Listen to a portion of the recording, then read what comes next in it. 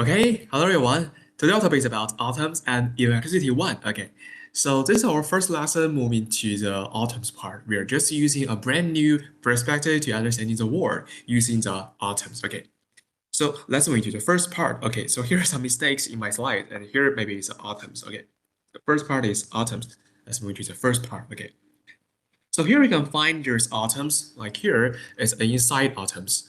So if you are learning IGCSE before, I guess here is not very difficult for you. For the inside of the atoms, you can find there are two structure, right?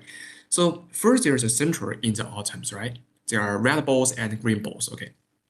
And as we said before, and in the electricity part, we have already learned that, oh, maybe inside of this we have protons and neutrons, right? So protons just means a very tiny part or particles inside the nucleus, okay? So here nucleus is the center, and here green ball just means neutrons, and neutrons doesn't take any charge, okay? And you can just consider it as the sun, okay, the sun. And you can find there's many orbits surrounded with the center, okay? Like the sun and maybe other kind of the orbit just surrounded with the sun, okay? So here are many electrons are just surrounded among the atoms. Okay, so we can say that the word atom is combined with three parts. Okay, so first is the inner part and the outer part. Okay, inner part is nucleus. Sorry, here is a mistake in written. Okay, nucleus, and we can say it's nucleus plus electrons. Okay, so if you just dividing nucleus, you can divide it into two parts. The first is proton. It takes positive charge. And for neutron, it takes no charge, okay? Maybe here's zero, okay? Zero charge, okay? And electrons.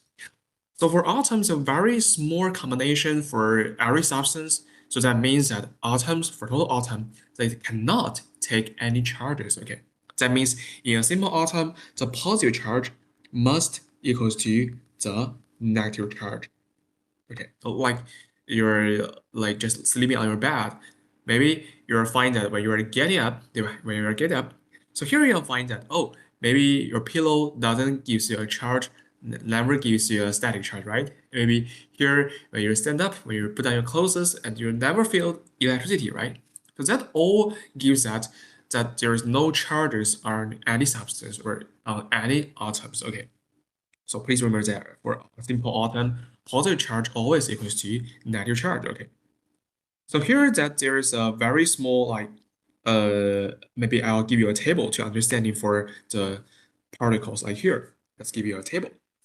So if we divided the proton, neutron, and electron in three parts, so here is proton, okay, and here is neutron, and here is electron. We can just discuss into two perspectives. The first perspective is just using their like relative mass to discuss this. Okay. And second, we're just discussing about for the relative charge. Okay. So for the proton, we can say that, oh, here is 1 unit charge in the proton. Okay. And for neutron, there's also 1 unit mass in it. Okay.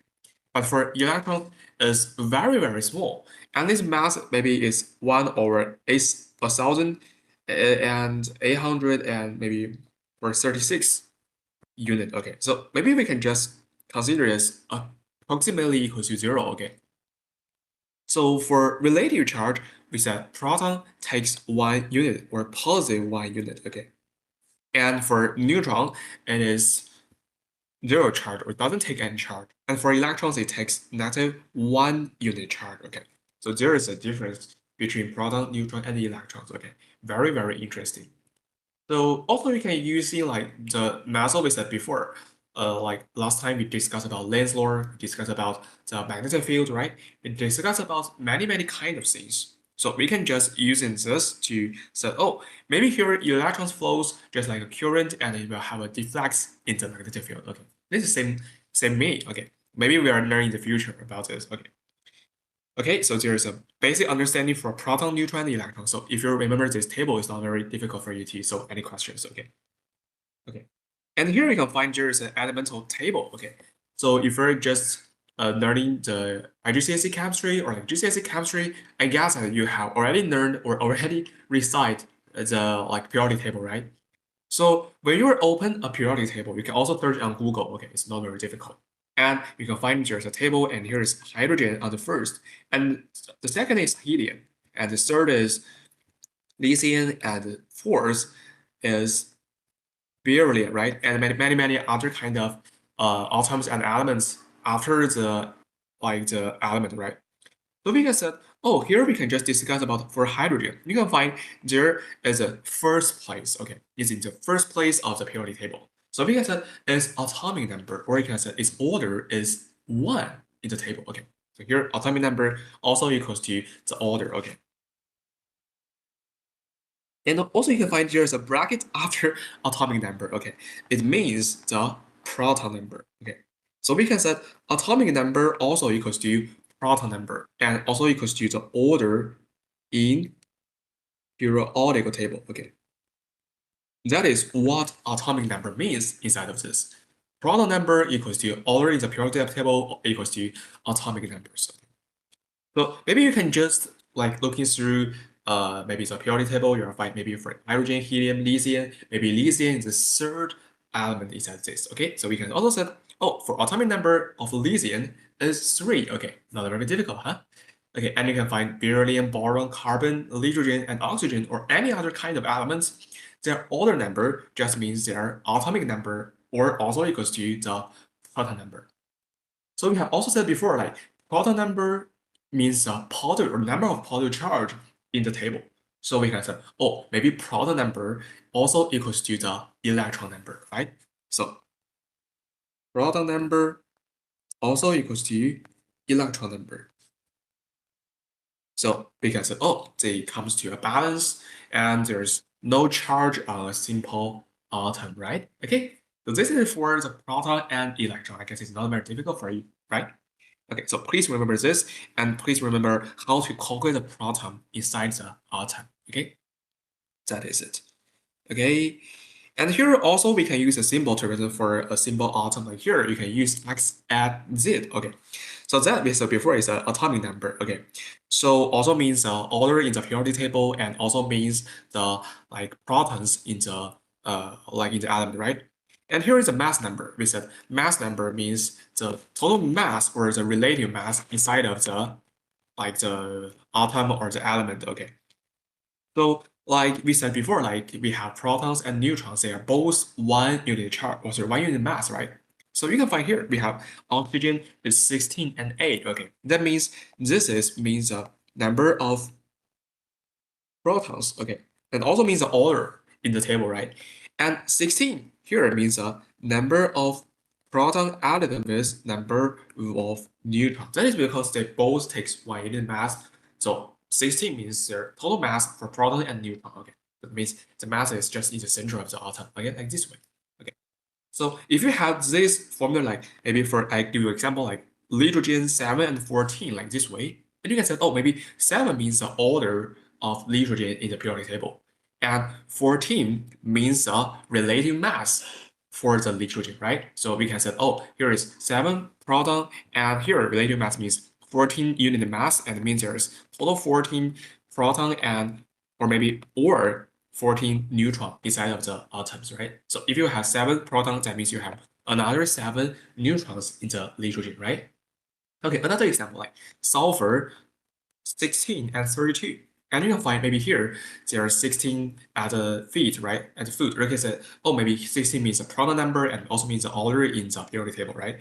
And for 32, we can use 32 to minus 16. It equals to 16, right? Okay, so we can say, oh, maybe sulfur at here has 16 protons and 16 electrons and also 16 protons. Also, okay. So also always remember that the proton number equals to the electron number and equals to the like the mass number minus the proton, the neutron number. Okay, we can use it this way to show the 3 kind of numbers. Okay, I guess it's not very difficult.